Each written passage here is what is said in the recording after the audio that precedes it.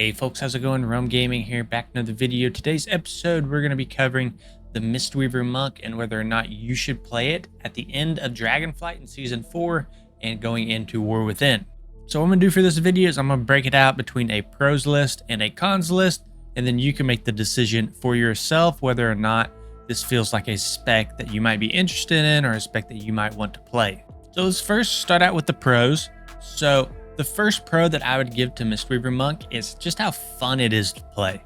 It just has a very fluid rotation and it just feels like you're always doing something. There's always something to cast, which in my opinion is really nice. It's nice to not have downtime and feel like you're not being useful to your group or raid in some sort of way.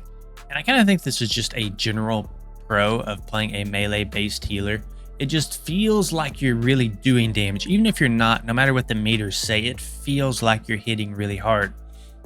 And I think a lot of that comes from spinning crane kick and just the way that Mythic Plus is set up. There's just a lot of mobs, there's a lot of things to hit, and spinning crane kick just feels like a good button to press. So I think when you pair all of that with their mobility, it's just something that is just extremely fluid all the way through the core of the class, whether that's healing or doing damage. Everything just feels to synergize with one another. Next part I want to talk about is their throughput. So I think that they have some of the best throughput in the game from both an AoE standpoint and a single target standpoint. More so single target just through like Soothing Mist, Enveloping Mist, and Vivify spams. However, that does come at a cost, and the cost being it's very mana intensive to do that. So that is something that you're going to have to balance, is just how much healing do you want to send out and how much mana do you want to spend on it, right? So we do have really good emergency healing, but you just have to be very careful with it, because if you're not utilizing your mana pool, and this goes for all healers, but especially for Mistweaver, you have to really watch your mana. Another thing that really goes into the throughput of Mistweaver Monk is their low cooldowns. So a lot of their cooldowns have a really low timer on them, such as Life Cocoon and your Crane. They have like a 1 minute cooldown. So if you manage your cooldowns correctly, you can always have an answer to any given situation. Even on like a tyrannical week where there's like a high AoE damage phase every 30-45 seconds, if you cycle through your rotations correctly, or you cycle through your cooldowns correctly, you're always going to have an answer. Another thing I really like about Mistweaver Monk is their healing feels very bursty. There's not a whole bunch of ramp to it, and this makes them feel a little bit less proactive and more reactive. So from a healing standpoint, this is going to make the class and the spec feel easier than other healers, because you can kind of snipe health pools, right? You don't have to kind of watch that health pool trickle up over time. You don't have to pre-cast your hots. You just kind of press your button and the health pool goes up.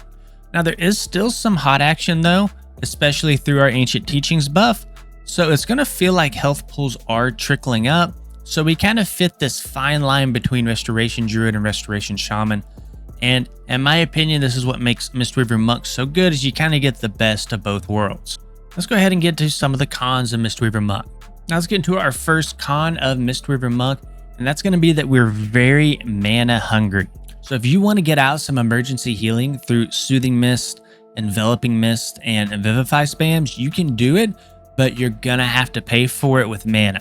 Now we do have our Mana Tea, which is really nice. In between packs, you can channel your Mana Tea and get some of those stacks and mana back. However, if you're not healing through your Ancient Teachings buff, you're really going to pay for it. And it can feel kind of weird because you just have to trust your damage to be able to top your group up. So that's kind of a learning curve a little bit, knowing what you can heal through, knowing the fight, knowing the damage patterns. But with that being said, that's what makes Mistweaver Monk so strong, is that they're able to heal through their damage, and instead of having to waste time casting abilities and spells, they're able to get some damage out. And that kind of does segue me into my next point, is that the learning curve is kind of steep for Mistweaver Monk, and they have to be played in a very specific way for them to work. And that really brings me to cooldown management. If you're not rotating through your cooldowns in an efficient way, then you're going to find yourself in some sort of weird damage pattern that you're not going to be able to heal through because you've used everything already. And then also just looking under the hood at Mistweaver Monk, there's a whole bunch of small mini talents that synergize with one another, and it's not always super straightforward. So for example, you can Tiger Palm twice before your next blackout kick if you take the correct talents that you probably should be taking, and your next blackout kick will actually kick 4 times. So that's something that's not super obvious to a new player. And there's a whole bunch of like little tricks like that throughout the talent tree that you really have to go through and really understand the core of the tree before you can go out and really play the spec. So I personally just feel like that there is a bit of a steep learning curve with Mistweaver Monk, and that just kind of comes with how unique of a spec it is. There's no other specs that really play like it. Now, going on with the cons, we've already talked about that there are, of course, some mana issues if you're not playing them correctly. If you're not healing through ancient teachings, then you're gonna have to really pay for that. We also really struggle in the utility department. We don't bring any sort of class buff. We don't bring stamina, intellect. We don't bring Mark of the Wild. We don't bring lust. We don't bring a battle res. So in a lot of ways, it's just hard to justify the spot of a Mistweaver Monk if they already out the gate don't bring any of that core utility that a group has to have. Another con, and probably the final con I'm going to say here, is that we are a melee spec. Now sure, you might enjoy melee. I enjoy melee as well. However, that does open you up to a whole new set of problems in a Mythic Plus dungeon, such as frontals, such as sanguine pools dropping on the ground that you have to move out of. There's just a lot more involved with a melee spec. So something to kind of think about there. If you're not used to being in melee range, if you're not used to kind of hotkeying your abilities, kind of moving around, it's going to require a lot of mobility and movement to play Mistweaver Monk compared to a caster where you can just kind of stand there and press your buttons. I'm not saying casters don't have things to move out of. They do. But when you're playing a melee, you have to have things keybound and you have to be ready to roll and move out of the way of incoming damage. Okay, guys, overall, that's going to be my overview of Mistweaver Monk. They're pretty fun to play. I think we're strong. We're kind of a mixed bag between proactive and reactive healing. I think we're a very unique spec to play. We're a little bit mana intensive.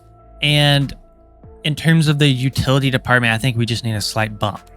And guys, this is an open discussion, so let me know in the comments below if you agree with this, if you disagree with it. How do you think Mistweaver Monk is feeling right now?